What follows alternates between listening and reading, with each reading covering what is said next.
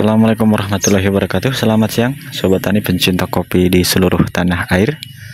Saya ucapkan selamat siang juga kepada subscriber channel Kopi Jalan Express di mana saja Anda berada.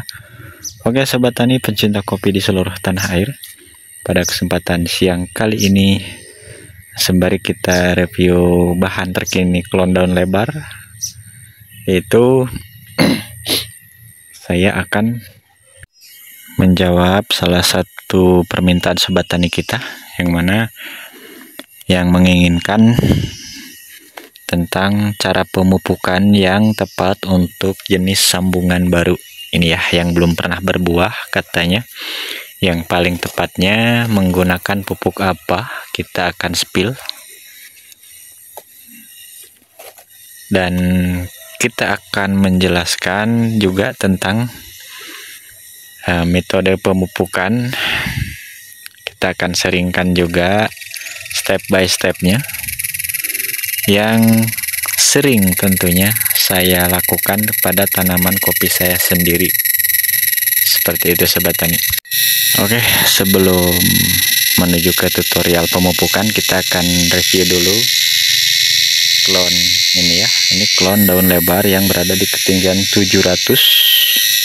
Sudah melakukan pembungaan yang kedua ya, dan mau melakukan pembungaan yang ketiga. Posisinya ini sudah mulai pecah pori dan hamil muda.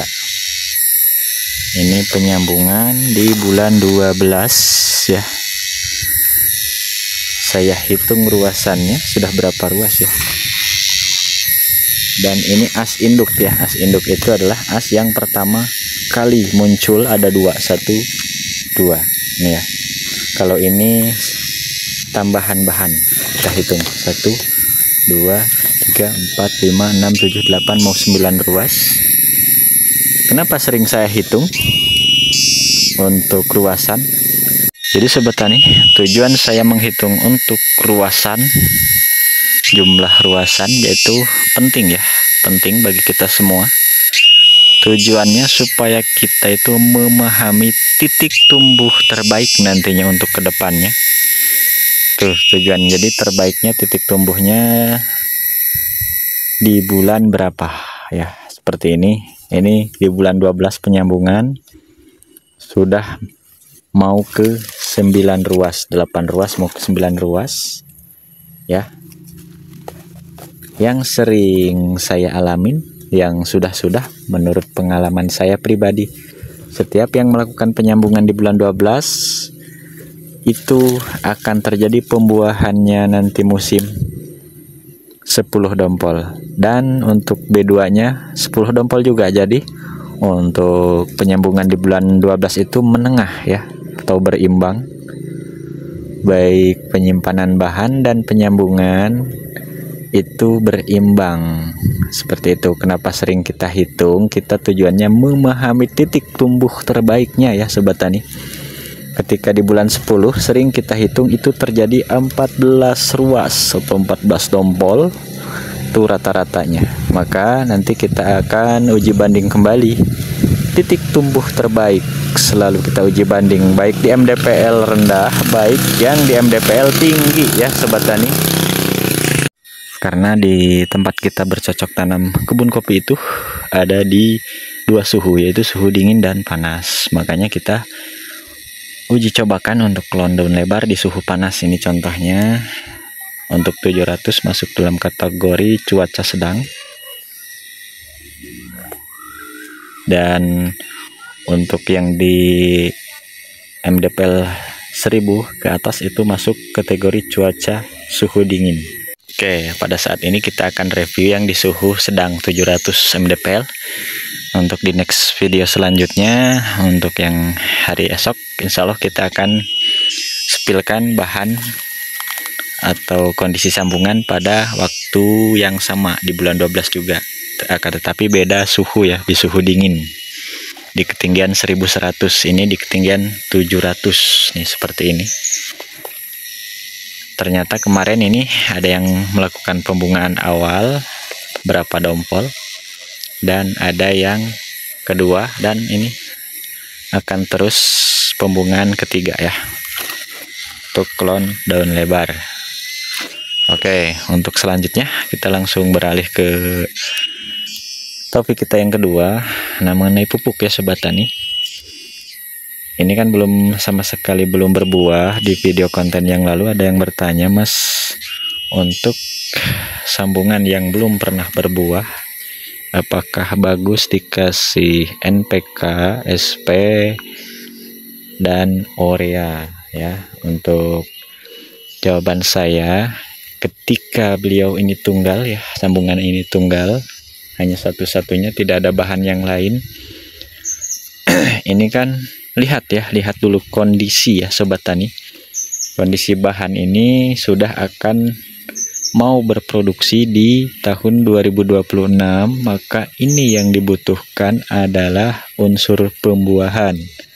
Untuk pertumbuhannya kita stop dulu ya, nanti kita kasih unsur N ketika sudah motoyuyu selesai, yaitu nanti di bulan 10 biasanya.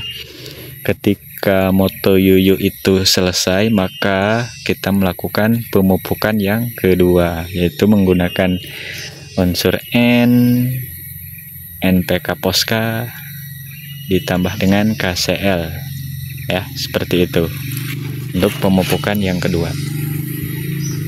Dan perlu sobat tani ketahui juga, kita menggunakan pupuk kimia, jika kita menggunakan metode 1 tahun 3 kali, maka kasih jarak 4 bulan sekali ya dalam pemberiannya. Kita konsisten, berarti 1 tahun itu 3 kali pemberian, jadi dikasih jarak 4 bulan sekali, seperti itu. Monggo diuji cobakan ya sobat tani. Untuk pemberian pupuk itu sendiri untuk dosis ya sobat tani, untuk dosis jangan terlalu banyak, jangan berlebihan untuk pemberian pupuk kimia. Apalagi untuk pohon sudah disetting.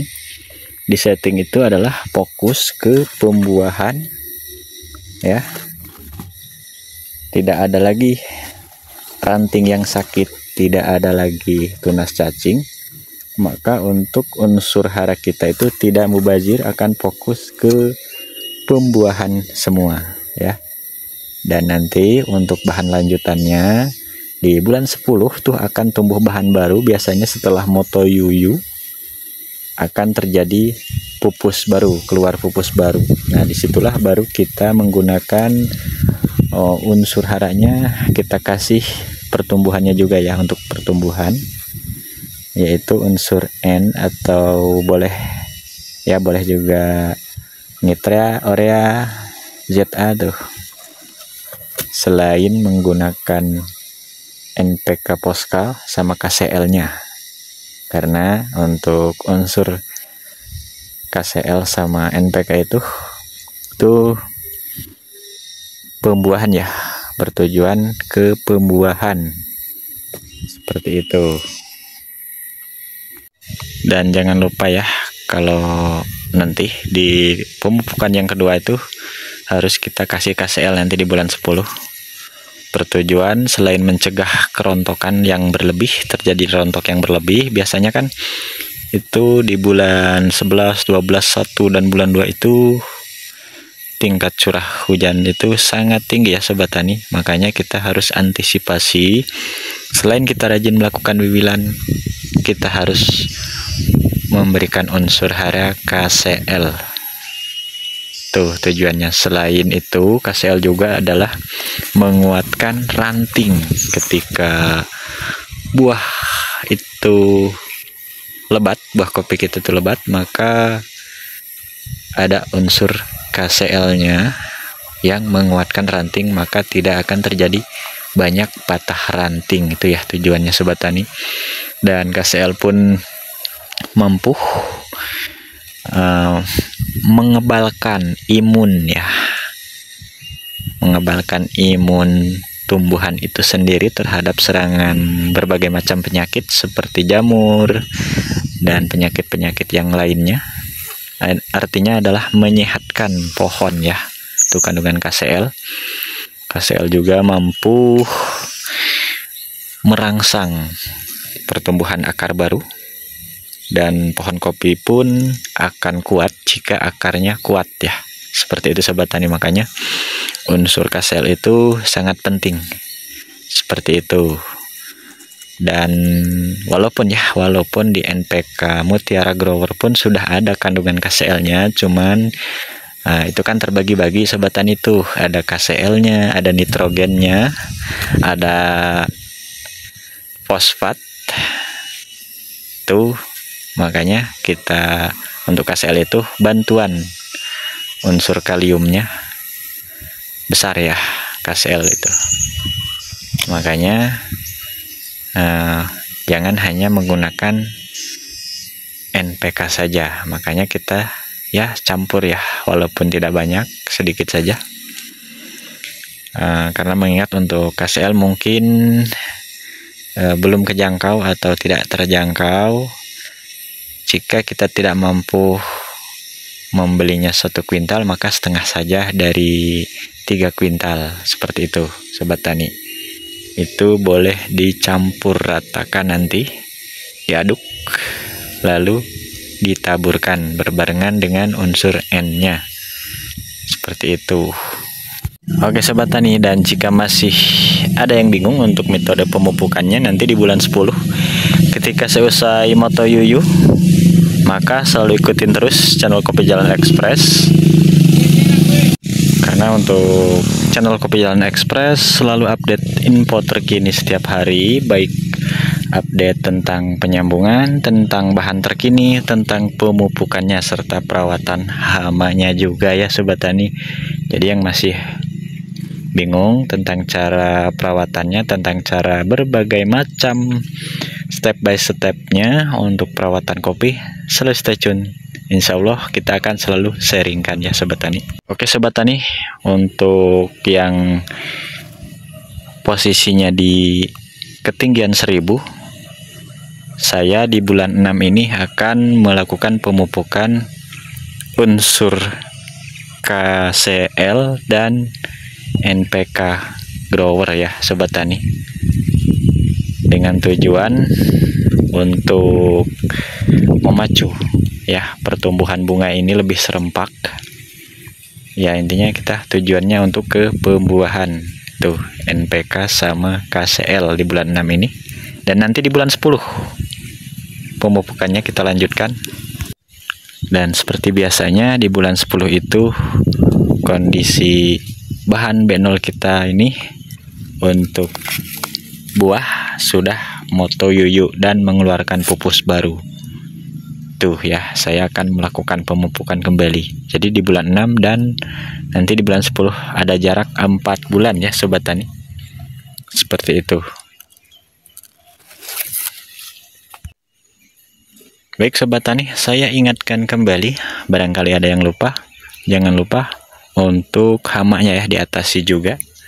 Bagi yang sudah selesai semua melakukan pemetikan buah kopinya, monggo silakan taburkan pur dan plusnya ya, dengan dosis takaran 1 sendok makan per pohon tuh ya. Jangan lupa hama juga harus kita atasi. Tidak hanya mengandalkan kesuburan pohon serta penaburan pupuk itu belum cukup ya sobat tani. Maka dari itu saya ingatkan kembali, siapa tahu ada yang lupa, hama pun harus kita atasi, terutama ya hama PBKO tuh, penggerek ranting yang sangat-sangat kuat, itu harus kita atasi. Oke, baik sobat tani dan teman-teman, kembali kita mengingat durasi ya, cukup lumayan panjang sekali untuk konten video kali ini. Saya cukupkan dulu sampai di sini. Mudah-mudahan ada hal positif yang bisa diambil dari konten video kali ini. Saya akhiri billahi taufiq wal hidayah. Wassalamualaikum warahmatullahi wabarakatuh.